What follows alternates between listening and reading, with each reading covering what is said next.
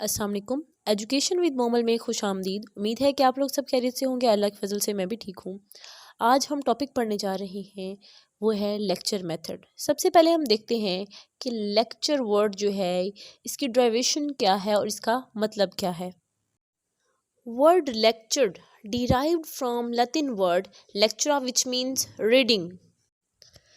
कि lecture word जो है ये लतीनी ज़ुबान के लफ्ज़ लेक्चरा से डिराइव्ड है, अखज़ हुआ है, जिसका मतलब है रीड करना, पढ़ना।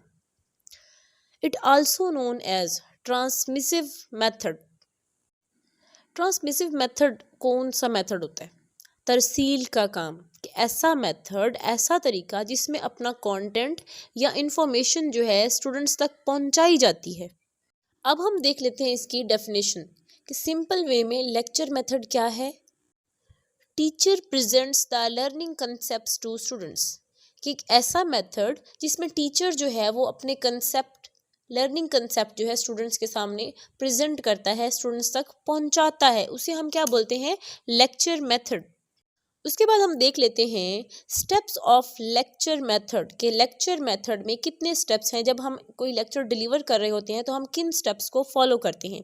स्टेप नंबर 1 है नो योर ऑडियंस, अपनी ऑडियंस को जानना। आपकी ऑडियंस कौन है? स्टूडेंट्स। अपनी ऑडियंस को समझना।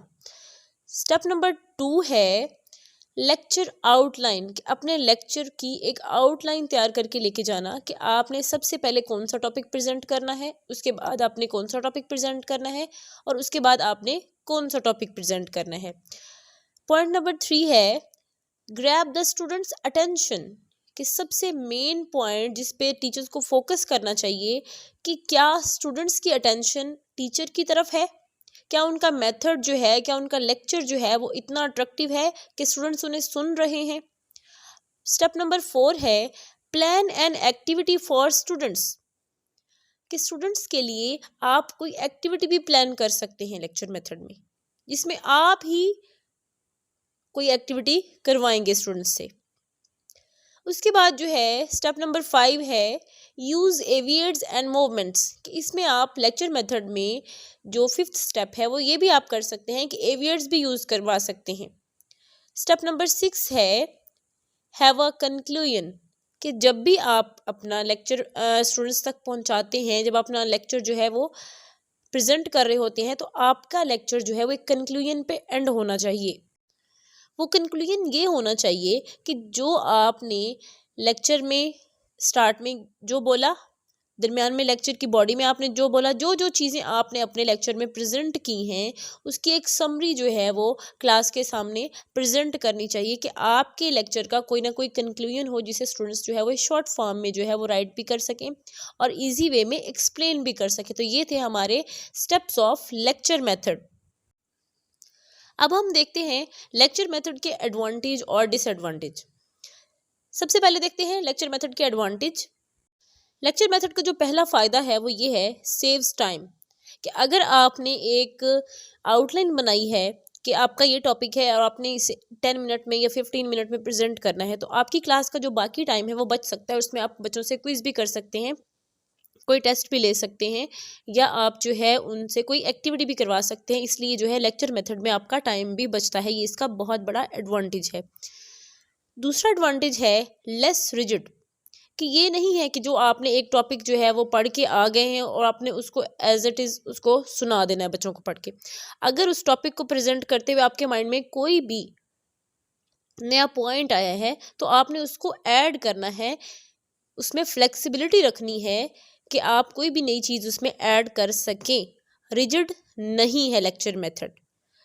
इसका जो तीसरा एडवांटेज है वो ये है ट्रेन स्टूडेंट्स टू लिसन, इसमें स्टूडेंट्स को ट्रेन किया जाता है कि वो गौर से सुने, उनकी लिसनिंग पावर जो है वो स्ट्रांग होती है। अब हम देख लेते हैं इसके डिसएडवांटेज। लेक्चर मेथड का जो पहला डिसएडवांटेज है, जो इसका नुकसान है, वो है कि वन वे कम्युनिकेशन है, कि इसमें जस्ट टीचर ने प्रेजेंट करना, स्टूडेंट्स इसमें जो है वो पैसिव है।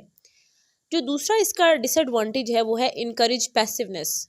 जैसे वन वे कम्युनिकेशन है, इससे क्या होता है कि ये पैसिवनेस के स्टूडेंट्स जो हैं वो चुप बैठे रहेंगे, वो शाय फील करेंगे बोलने में, या अगर टीचर इतना स्ट्रिक्ट है कि उसने ऐसा रूल बना लिया है कि वही सब कुछ बोलेगा, वही आपको कंटेंट जो है प्रोवाइड करेगा, तो उसमें कोई क्रिएटिविटी भी ऐड नहीं होगी।